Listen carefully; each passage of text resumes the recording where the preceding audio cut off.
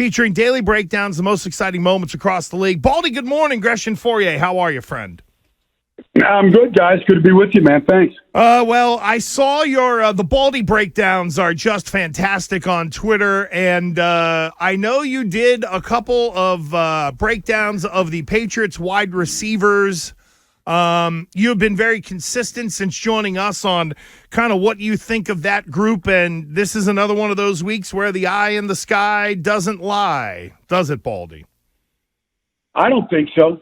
I mean, look, I don't really understand Washington. I mean, the week before, they just got slaughtered by the Eagles. They play A.J. Brown in man coverage. He destroyed them, but that's what they do. They play a lot of man coverage. And so the Patriots knew that. I mean, anybody could watch the game and see what they do. And, you know, if you can't beat man coverage as a wide receiver, like, I don't know how long your future in the league is.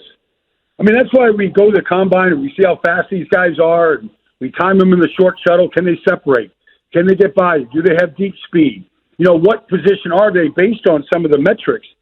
And I'm watching Tyquan and Jalen, and I'm not here to badmouth. Guys got a job in this league. They got a job in the league. But, you know, you got to beat man coverage last week, and I didn't see the guys do it very often. Even the interception in the fourth quarter to Juju, like, you know, I mean, the coverage is really tight. Juju can catch that ball. It's not a terrible throw, but you got to put it in that only spot because there's no separation. The ball gets intercepted on the tip. And so it's hard to play quarterback if your receivers aren't winning out there in these one-on-one battles.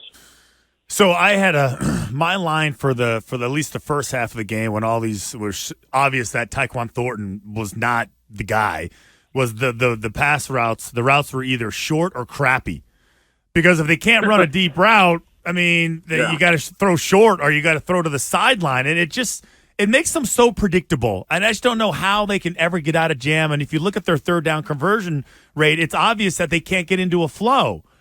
So right. I would ask you, when it comes to receivers, because I think Thornton is miscast as an outside deep dig guy, right? I don't think he can slow down. I don't think he can change directions. I think he's a shallow cross, deep crosser guy and just uses his speed. Do you believe that certain body types are, I guess, predisposed to run certain routes? Well, I mean, he comes out of Baylor, and that's basically been the knock on every Baylor receiver that's come out. Is they're kind of just stop and go guys. That they play on the outside. They have like this track, world track speed, all that stuff. But that's kind of who all of them have been. I mean, you go Denzel Mims, and I mean, just go to the list of all the guys that come out of Baylor. And I'm not. I guess it's not fair to group them all like that, but that's kind of what they've all been. But like Tyquan Thornton might run a 4.3 40, but in straight line speed, but he doesn't play fast. And he doesn't separate. I mean, Emmanuel Forbes is right on his hip. He's right in phase. He's running these quick slants, and I don't know exactly where Mac is supposed to put the ball for completion. And Jalen Reagor has always been that guy. He's same thing. He's smaller, like almost too small. But if you're going to be like that size, you better be able to run a route and separate. And he doesn't do that either. In a lot of people, Baldy, in evaluating Mac Jones, he ain't perfect. We know that. I know there was some breakdown of a play that he checked to and then didn't try to squeeze it in there to tight end Mike Gesicki. Compared to what some other quarterbacks are living with in the NFL, how much harder is Mac Jones' job because of, as you mentioned, whether it's lack of separation, protection? I mean, are the windows so small that we're talking about you need a top 5 guy, or dare I say a Tom Brady, to be able to make it work in terms of the pinpoint accuracy? Well, I mean, look, he missed a couple throws on the outside that, he's got to hit. I'm not absolving Mac at all. But, I mean, even Brady, he did not throw the ball deep down the field and outside the numbers a lot. He threw to the backs. He threw over the middle. He threw higher completion percentage throws. They weren't throwing spray fades from the slot to the sideline 40 yards down the field. Like, that really wasn't in their bag of tricks. When he had to, he did it, but it wasn't how they moved the ball. So I'm not trying to compare Mac Jones to Tom Brady, but look, if Billy O'Brien understands that he's got this group of receivers and they need help, like, where are the man beaters? Where are the crossers? Where are the bunch formations? Where are the natural picks that the Eagles ran, successfully against the Commanders the week before? Like, it's not all Matt. It's not all the receivers. If the receivers need help, then let's give the receivers some help. Like, I didn't see the man beaters up last week. So, how often do you pay attention to the Patriots? Well, I know you pay attention to everything because the receivers were highlighted last week.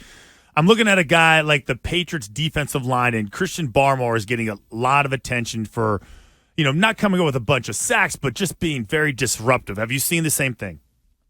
Yes. He's moving a lot better. He's winning some one-on-ones right now. I thought at first, the way that they kind of used him, he was just one of those mercenaries up front, two-gapping, taking blockers on to free up linebackers to make the play. And I kind of thought that's who he was.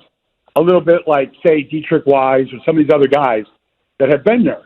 But he looks like he's got better pass rush this year. It's almost like he's breaking out to sway, say, Dexter Lawrence for the Giants broke out last year. Like, he's winning his one-on-ones. He's penetrating at a higher rate, I would say. And I'm not sitting here breaking out all of his pass rushes. But, number 9 catches your eye in the passing game right now. Brian Baldinger, Odyssey NFL Insider. You also see him on NFL Network with Gresh and Fourier. He's with us every Thursday breaking down the Patriots and the NFL. Baldy, if you can, just kind of give us an update as to where the Indianapolis Colts are at. We can look at the record. We don't see them very often. I know there's been a change at quarterback because of injury. What are some of the things that stand out to you about the Colts that we will see very early on Sunday morning? Well, I mean, last week, their slot defender is Kenny Moore. He's been to the Pro Bowl. He had 2 pick sixes against Bryce Young. That basically was the difference in the game. But, I mean, if you look at the running back position, I mean, Zach Moss has been unbelievable in running the ball, and Jonathan Taylor is kind of getting warmed up. So they want to run the ball. They're almost a 50-50 team. But Gardner Minshew, look, from the day he came out of Washington State playing for Mike Leach, and whether he's in Jacksonville or Philadelphia now, Indianapolis, he's kind of like, if you allow him just to make one read and get the ball out of his hands, he's very accurate when he has to do that, and he knows where to go with the ball. He knows where he knows where his number one is. If you make him hold the ball, he gets into trouble, and he'll throw interceptions, he'll fumble. You can get him into mistakes. But Mike Leach's offense was, okay, air raid, here's the mismatch, get the ball out, let's go. Whether it's a 5-yard route or 15-yard, stick route on a curl or something like that. He's very good at making the first read.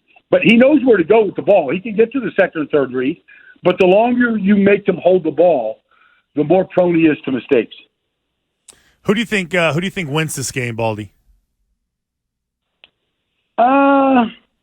It's hard. It's crazy that it's that hard. We got to think about it now. Will it hit the over?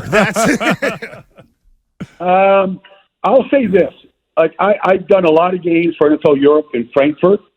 They don't cheer like, okay, the offense on the field. Let's be quiet. Let's let the offense run. They just cheer the whole game. Nobody's going to hear anything. Yeah, it's crazy. It's like a soccer match. It's World Cup soccer. Yeah, is what it is. Oh, and they're there ready to go 4 hours before kickoff. It's outrageous. Like, all the players will comment like, wow. Like, they're that excited about this game, but they're that excited about NFL football. So I feel like the Colts have more going for it offensively. And I don't know if Josh Downs is going to play or not play. He's been really good in the slot. He's a very good route runner. He could beat you. But I feel like the Colts have more offensively than do the Patriots right now. So I like the Colts a little bit more. Hey, before you go, do you think you can still pound one of those big giant beers with just one gulp? How quickly do you think you can down one of those beers? I had a lot of practice. Yeah, right? Yeah, I had a lot of practice over there in Germany. It was one of my better and favorite activities. Yeah, I know I could do that. You were not scared of Das Boot? No. My German's poor, but it was like sehr gut with me throwing down a Stein. It's like it worked. Well, good stuff, Baldy. Thank you for the breakdown. We appreciate it, and we will catch you next week. Enjoy the heck out of it. Talk to you soon. All right, guys, you bet. I'll talk to you next week. There we go.